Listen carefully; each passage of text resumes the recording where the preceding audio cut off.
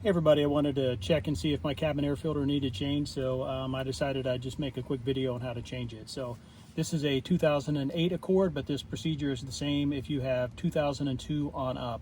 So basically you just need to take everything out of your glove box. Then there's a little ram over here. You just push forward on that. It's on a little clip, so that releases it from the clip.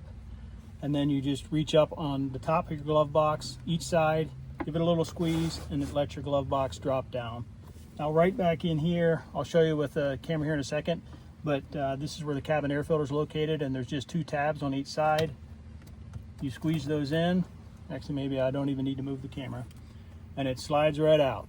So here we go. Yeah, that's pretty filthy. So I'm going to actually get online right now and order one. I'll put some links below. You can also just run a local auto parts store and pick one up too, but easier for me just to get them online. So I'll put some links below. Now 2013 and above, they actually don't have this tray. The filter itself just slides out. But anyhow, yeah, like I'll just need to lift this out, and there's direction of airflow on the new filter. Air flows from the top down, so you just need to place it in correctly. And then slide this back in, and it snaps into place, and you're done. Well, and then of course you need to lift this back up, squeeze the tabs, and then pull this down and hook it back on.